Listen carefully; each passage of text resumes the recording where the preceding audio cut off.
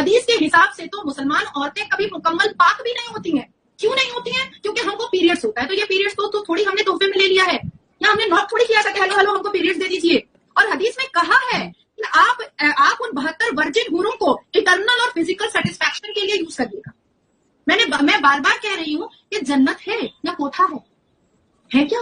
मतलब इनके लिए सारी चीजों से बढ़ करके सेक्स है, इनके लिए सारी चीजों से बढ़ करके है कि जब औरत बिस्तर पर नीचे आती है तो वो ये सोचते हैं कि मैंने औरत को दबा दिया, अब औरत मेरे से नीचे हो गई। कितने ऐसे मुसलमान हैं अंबर, आप मुस्लिम एरिया मोहल्ला में जाइएगा जो लुंगी के अंदर चट्टी नहीं पहनता है, ये खड़ा होता है, बस मतलब नजरें झुक जाती है जब वो धूप में खड़ा होता है। तो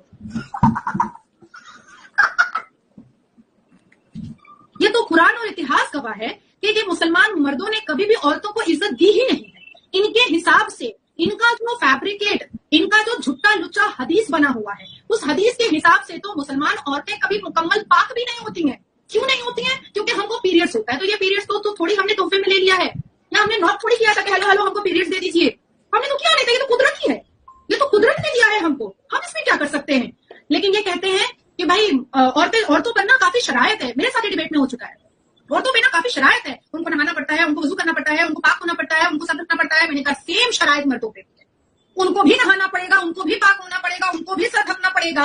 और कुरान कहता है जेंडर इक्वालिटी के बारे में, तो आप आए कहां से जेंडर इक्वालिटी के बारे में? फटाक करके उसने कहा ये तो आरएसएस की दलाल है। मैंने कहा क्यों, आपने बिस्तर पर देखा था क्या? आपने देखा था अपनी नजरों से? तो चुप हो गया। तो जब ये हम लोगों पर हावी नहीं हो पाते हैं तब ये किस तरीके की बातों को करके, लड़ाई झगड़ा करके ये मोल्ड करने की कोशिश करते हैं। ये जो 72 हूर को लेकर के जो अभी इतना तबसरा चल रहा है, इतनी जंग का खाड़ा खुला हुआ है, इसलिए तो कुरान में जिक्र ही नहीं है, ये तो हदीस में जिक्र है। और हदीस में कहा है कि आप उन 72 वर्जिन हूरों को इटर्नल और फिजिकल सेटिस्फैक्शन के लिए यूज करिएगा। मैं बार बार कह रही हूँ कि जन्नत है या कोठा है क्या?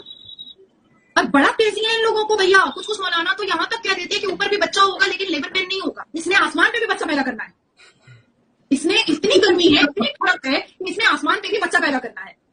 मतलब आसमान पे जन्नत को जाकर के भी इसने एकदम पूरा कबाड़ खाना बना देना है, बच्चा पैदा करके। पढ़ाने की तहजीब, तमीज, पढ़ाई, शिक्षा, कोई गोल, कोई करियर, कोई बात, कोई एम, इन सब चीजों से मतलब नहीं है। बच्चा पैदा करना है, क्यों बच्चा पैदा करना है? क्योंकि मदरसे में सिखाया गया है कि मुसलमान कौम को अगर आगे बढ़ाना है तो ढेर सारा बच्चा पैदा। तो जन्नत में क्या आगे बढ़ाएंगे? वो तो पहुंच गए जन्नत, अब जन्नत में क्या आगे बढ़ाएंगे? उनको हम देखिए क्यों 4 शादी करते हैं?